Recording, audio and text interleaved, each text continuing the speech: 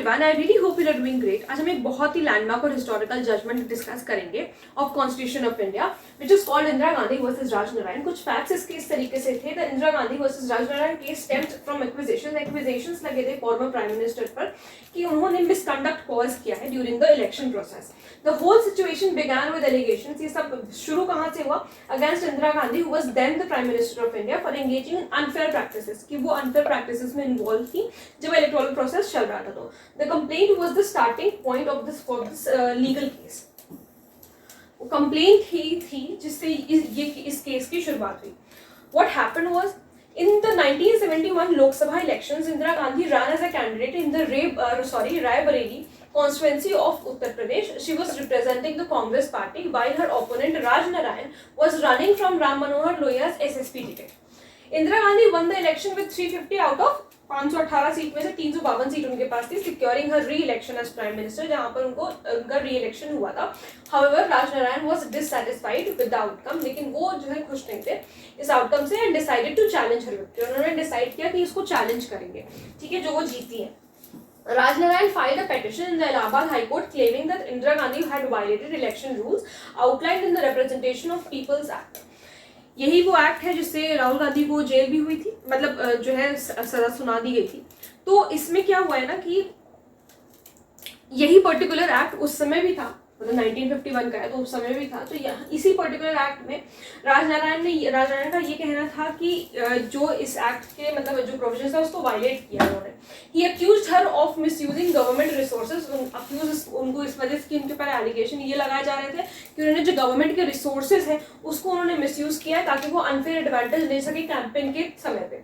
The Allahabad high court found her guilty of this allegation. Allahabad high court ने जो है उनको गिल्टी कह दिया था कि वो गिल्टी है under section 123 subsection 7 of representation of people's act and declare her election void, और उनका इलेक्शन वॉइड भी डिक्लेयर कर दिया गया था। Consequently the high court ruled that Mrs Gandhi could not hold the position of prime minister and was disqualified from contesting elections for 6 year. क्या कहा high court ने कि उनके जो है उनके जो प्राइम मिनिस्टर की पोजीशंस हैं उनको उससे डिस्क्वालीफाई किया जाए और अगले 6 साल तक वो कंटेस्ट नहीं कर सकती इलेक्शन में। The court granted the Congress party 20 days to appoint. Congress party क्योंकि भाई उस समय सत्ता में थी तो कांग्रेस पार्टी को कहा गया कि आप एक नया प्राइम मिनिस्टर जो है चुनिए इनको रिप्लेस करने के लिए।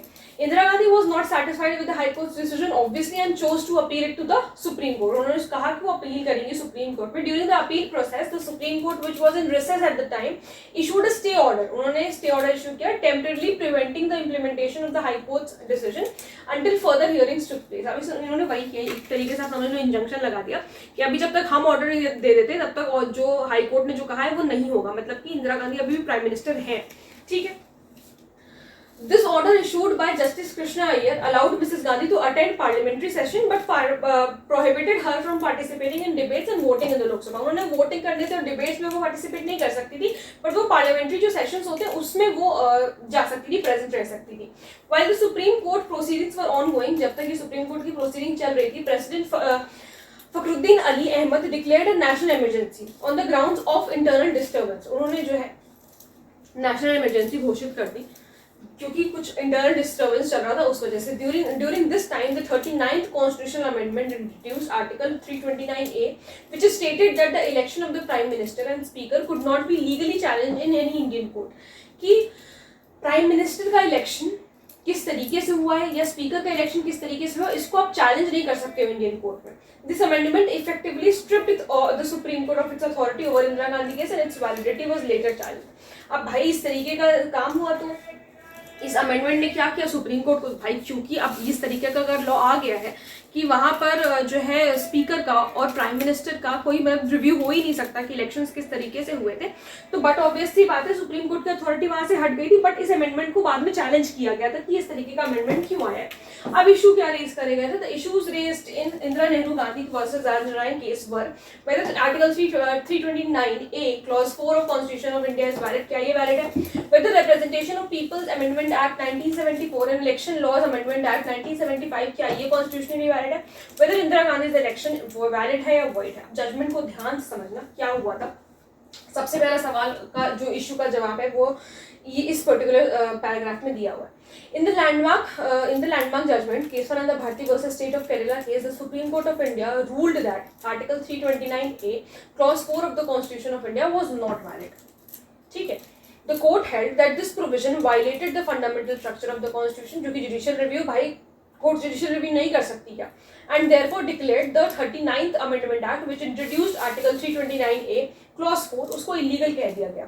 The key principle established by this ruling is that amending power of the parliament under article 368 of the constitution वो अनलिमिटेड नहीं है. पार्लियामेंट के पास पार्लियामेंट जो है अमेंड नहीं कर सकती कॉन्स्टिट्यूशन को इस तरीके से कि वो ऑल्टर करे, अंडरमाइन करे उसके बेसिक स्ट्रक्चर को. In Indira Nehru Gandhi versus Raj Narain the court emphasised the holding free and fair elections, that मतलब फ्री और फेयर इलेक्शंस होने चाहिए. ये इंटीग्रल पार्ट है कॉन्स्टिट्यूशन के बेसिक स्ट्रक्चर का. And the inclusion of article 329A clause 4 was contrary to this fundamental principle. भाई आप कह रहे हो कि जो है आपने तो ये वाला पर्टिकुलर आर्टिकल जब आया अमेंडमेंट से तो इसमें तो ये कह दिया गया कि कोई जो है प्राइम मिनिस्टर का इलेक्शन क्वेश्चन नहीं किया जाएगा, स्पीकर का इलेक्शन क्वेश्चन नहीं किया जाएगा, तो फिर ऐसे तो जुडिशियल रिव्यू हो ही नहीं पाएगा. फ्री और फेयर इलेक्शन मान लीजिए अगर नहीं हुए तो कौन इस चीज की गारंटी लेगा. ठीक है, तो ये सारी चीजें यहाँ पर हुई, making it violative of the constitution. तो ये हो गया. फिर उसके बाद द जजेस identified several elements as a part of basic structure. अब इसी पर्टिकुलर केस में जजेस ने ये बताया कि बेसिक स्ट्रक्चर आखिर है क्या जो हम इतने दिन से चिल्ला चिल्ला के बोल रहे हैं. Supremacy of the constitution, constitution ही सुप्रीम है. Republican and democratic form of government, secular character है कॉन्स्टिट्यूशन का, यहाँ पर स्टेट का कोई रिलीजन नहीं है. फेडरल कैरेक्टर है कॉन्स्टिट्यूशन का. सेपरेशन ऑफ पावर्स है हमारे यहाँ. Unity and sovereignty of India है. फ्रीडम ऑफ इंडिविजुअल है और जुडिशियल रिव्यू तो है ही है. ठीक है. The court also highlighted that article 329A violated the principle of audi alteram partem, that is hearing both side या फिर opportunity of being heard, which is a principle of natural justice that ensures that no one should be condemned without a fair hearing. किसी को भी condemn नहीं किया जाना चाहिए अगर आपने उनको सही से सुना नहीं है तो. मतलब दोनों साइड को सही से सुनना है. The right to fair hearing is essential when challenging an election result. Fair hearing देना जरूरी है जब आप एक election result को challenge कर रहे हो. The amendment created an unjustifiable distinction between persons holding office and other persons elected to the parliament, which undermined the principle of equality. Furthermore, the court emphasized in Indira Gandhi versus Raj Narayan that the rule of law is the foundation of democracy. वो foundation है democracy का, प्रजातंत्र का, and judicial review is the fundamental part of the constitution. And that can not be removed. उसको कोई भी parliament किसी भी तरीके का लॉ लेकर के आएगी उसको रिमूव नहीं कर सकती. Any classification in laws must be based on intelligible differences. आप कुछ भी क्लासिफाई कर रहे हो लॉज में वो कुछ ना कुछ रीजनिंग उसके पीछे होनी चाहिए और कोई आर्बिट्री एक्शन को वो लीड ना करे by the government. In summary the Kesavananda Bharati case established that certain principles including the basic structure of the constitution and the right to fair hearing can not be altered. उसको alter नहीं किया जा सकता, ना इसको रिमूव किया जा सकता है किसी भी कॉन्स्टिट्यूशन अमेंडमेंट से, as they are essential to democratic and legal framework of India. पहली बात तो सवाल का जवाब ये हो गया. दूसरे इशू का जवाब, whether the representation of people's amendment act 1974 and election laws amendment act 1975 क्या ये कॉन्स्टिट्यूशनली वैलिड है. तो in the context of the 39th amendment act Raj Narain challenge the constitutionality of representation of people's amendment act 1974 and election laws. The core arguments and the court's decision are summarized as follows. सबसे पहले क्या हुआ, absence of parliamentaries. So Raj Narayan argued that many parliamentarians are detained under the Prevention Detention Act. Preventive Detention Act के अंदर कुछ लोगों को जो है जो पार्लियामेंट बैठते हैं लोग उनको डिटेन कर रखा है. When the 39th Amendment Act was passed, जब 39th Amendment Act आया तो this resulted in their absence, जिसकी वजह से वो नहीं वहां पर पहुंच पाए during parliamentary proceeding and they were unable to provide their opinions. अब आप जानते हो पार्लियामेंट में 75 तरीके की डिबेटें होती हैं. वहां पर कहा गया कि वो लोग ये लोग प्रेजेंट नहीं थे इसकी वजह से ऑन दो ओपिनियंस और vote on these amendments. Basically ये कहा जा रहा था कि जो अमेंडमेंट्स किए जा रहे हैं भाई सबकी सहमति से होते हैं, सब सहमत होंगे तब होगा, मेजोरिटी सहमत होगी तब होगा. लेकिन अब जब ये लोग प्रेजेंट ही नहीं थे वहां पर तो हम वोटिंग कर ही नहीं पाए उन अमेंडमेंट्स पे. ठीक है. He contended that is absence rendered the amendments constitutionally invalid. तो उन्होंने क्या कहा, राजनारायण ने ये कहा कि ये जो लोग वहां पे प्रेजेंट नहीं थे, जो एब्सेंटीज थे, इनको इसकी वजह से, इस एब्सेंस की वजह से ये जो पर्टिकुलर अमेंडमेंट्स है इनको इनवैलिड घोषित कर दिया जाए. कोर्ट का क्या डिसीजन आया, the court in Indira Gandhi versus Raj Narain decline to intervene in this matter. उन्होंने कहा हम इसमें नहीं घुसेंगे. क्यों? क्योंकि सेपरेशन ऑफ पावर्स है. Stating that this is an issue, it was an issue between the two houses of parliament. ये दो उनका अपना अपना है, ठीक है। The court held that the constitutional validity of a law depends on the existence of legislative power. ये जो law की constitutional validity है ये depend करती है legislative के power पर, and except for the limitations outlined in Article 13, no other prohibitions existed on the legislature. जो लिमिटेशंस आर्टिकल 13 में दे रखी हैं कि बेसिक स्ट्रक्चर को आप कॉन्ट्रवीन नहीं करोगे, आप कुछ ऐसा लॉ नहीं बनाओगे जो कि फंडामेंटल राइट्स को हैम्पर कर रहा है, बस यही लिमिटेशंस हैं, उसके आगे और कोई लिमिटेशंस नहीं है, उसके अलावा कोई लिमिटेशंस नहीं है कि आप कह रहे हो कि एब्सेंट थे लॉ बना दिया, नहीं बनाना चाहिए था, इस तरीके की चीजें नहीं होंगी। The court affirmed that Parliament had the authority under Article 368 to frame laws pertaining to elections. ठीक है, पावर्स क्या है पार्लियामेंट की? The judgment in Indira Rehnu Gandhi versus Raj Narayan emphasizes that Parliament possesses the power to regulate various aspects of elections, including limiting election expenditures. भाई parliament के पास power है कि election में कितना खर्चा होगा वो उसको लिमिट करे, determining grounds for disqualification, disqualify अगर करना है तो कौन से ग्राउंड्स पर करना है, और अगर जो कोई भी करप्ट प्रैक्टिसेस है तो क्या है वो करप्ट प्रैक्टिसेस, कौन सी करप्ट प्रैक्टिसेस है, वो सारी चीजों को देखना। तो court refer to article 122 of the constitution which restricts the court from inquiring into irregularities in parliamentary proceedings. भाई कोर्ट जो है इंक्वायर नहीं करेगी जो भी कुछ पार्लियामेंट्री प्रोसीडिंग में अगर कोई इररेगुलरिटी है तो। Article 122 clause 1 specifies that the validity of parliamentary proceeding उसको क्वेश्चन नहीं किया जा सकता on the ground of alleged procedural irregularities, नहीं कर सकते क्वेश्चन।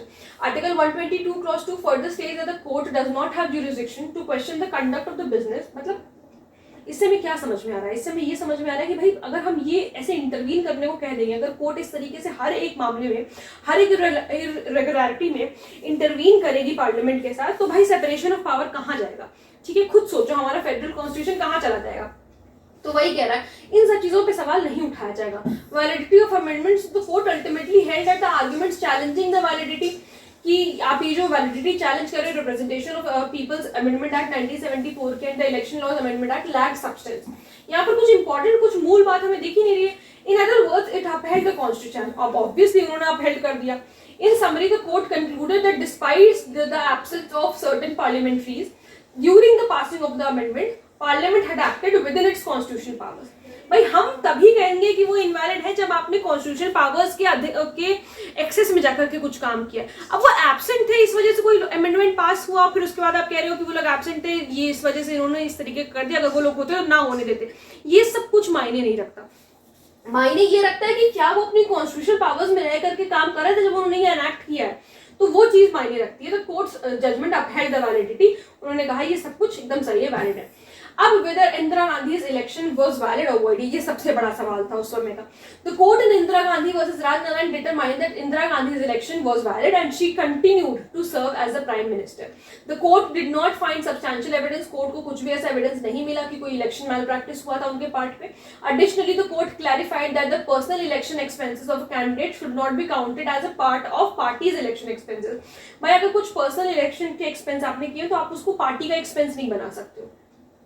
जैसे फॉर एग्जांपल अगर इंदिरा नेहरू गांधी जी ने कोई अगर खुद के लिए मतलब पर्सनल कुछ अगर एक्सपेंस किया है उसी इलेक्शन के प्रोसेस में, तो ये नहीं कह सकते कि वो पार्टी का, कि वो पूरी कांग्रेस पार्टी का एक्सपेंस है। इनके कहने का ये मतलब है, ठीक है। Refuting Raj Narain claim that Indira Gandhi exceeded the election, उन्होंने इस बात को हटा दिया, इन्होंने इस बात को रिजेक्ट कर दिया कोर्ट ने कि कोई भी ऐसा कुछ काम नहीं किया गया था कि एक्सीड कर रहा है एक्सपेंडिचर लिमिट।